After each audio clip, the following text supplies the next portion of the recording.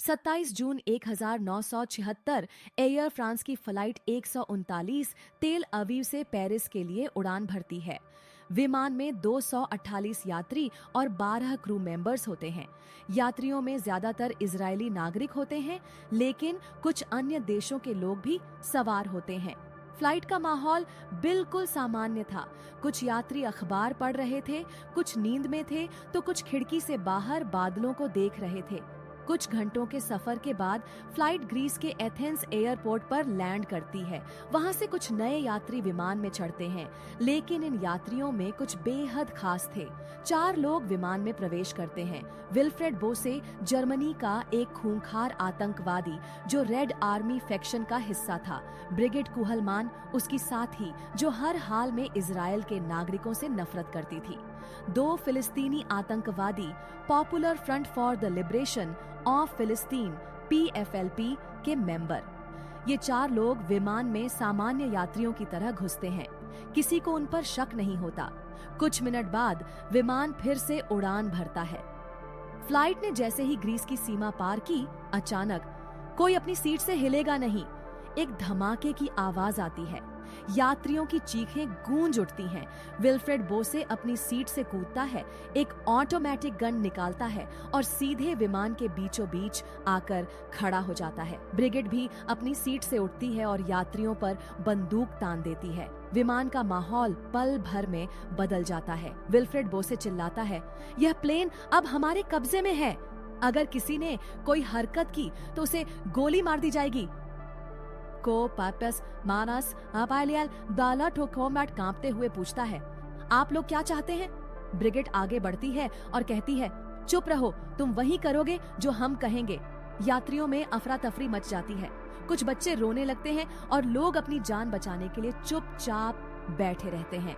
इसके बाद एक आतंकी कॉकपिट में घुसता है और पायलट को बंदूक दिखाकर धमकाता है, अब ये विमान पेरिस नहीं जाएगा, हम इसे नई मंजिल पर ले जा रहे हैं।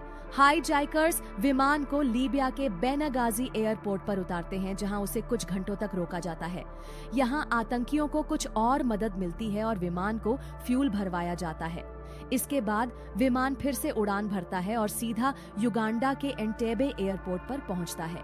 यहां आतंकियों को एक नया साथी मिलता है, तानाशाह ईदी अमीन।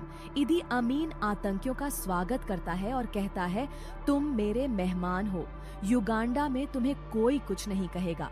अब यात्रियों को एक पुराने टर्मिनल में बंद कर दिया जाता है। जब इजरायल को इस हाईजैकिंग की खबर मिलती है तो सरकार में हड़कंप मच जाता है। प्रधानमंत्री yitzhak rabin कैबिनेट मीटिंग बुलाते हैं। रक्षा मंत्री शिमोन पेरेस गुस्से में कहते हैं, हम अपने नागरिकों को आतंकियों के हवाले नहीं कर सकते। मोसाद चीफ रिपोर्ट देते हैं, हमारे पास ज्यादा समय नहीं है। आतंकियों ने साफ कह दिया है, अगर 7 दिनों में उनकी मांगे नहीं मानी गईं, तो वे सभी बंधकों को मार देंगे। प्रधानमंत्री गहरी सोच में पड़ जाते हैं। इजरायल की सेना तुरंत एक गुप्त ऑन ऑपरेशन प्लान करती है, on operation Entebbe. Commando unit के लीडर योनाथन नेतन्याहू, जो बाद में इजरायल के प्रधानमंत्री बने बेंजामिन नेतन्याहू के बड़े भाई थे, को यह मिशन सौंपा जाता है। योनाथन कहते हैं, हम किसी भी कीमत पर अपने लोगों को वापस लाएंगे। 3 जुलाई 1976 रात 11 बजे 4 हरक्यूलिस C-130 प्लेन्स में इजरायली स्पेशल फोर्स कमांडोज उड़ान भरते हैं। कमांडोज का पहला टारगेट था एयरपोर्ट पर बिना किसी को शक हुए उतरना। इसके लिए वे ईदी अमीन की तरह दिखने वाली एक काली मर्सिडीज लेकर आए, ताकि युगांडा के गार्ड्स को लगे कि खुद ईदी अमीन आ रहे हैं। कमांडोज एयरपोर्ट के अंदर दाखिल होते हैं। आतंकियों को भनक तक नहीं लगती। गो गो गो जैसे ही आदेश मिलता है, इजरायली सैनिक फायरिंग शुरू कर देते हैं। सिर्फ 90 सेकंड में सभी 7 आतंकी मार दिए जाते हैं। बंदूकें गरज रही थीं, गोलियों की आवाज गूंज रही थी। युगांडा के सैनिकों ने भी जवाबी हमला किया, लेकिन कमांडोज ने उन्हें भी दबोच लिया। सभी 102 बंधकों को छुड़ा लिया गया। मिशन पूरा हुआ, लेकिन इसमें एक गंभीर क्षति हुई। योनाथन नेतन्याहू शहीद हो गए, जब इजरायली विमान वापस लौटे तो पूरी दुनिया को इस ऑपरेशन पर यकीन ही नहीं हुआ। इजरायल ने अपने नागरिकों को बचाने के लिए दुनिया का सबसे खतरनाक रेस्क्यू मिशन पूरा कर दिखाया था। ऑपरेशन एंटेबे इतिहास का सबसे घातक और सफल सैन्य अभियान बन गया।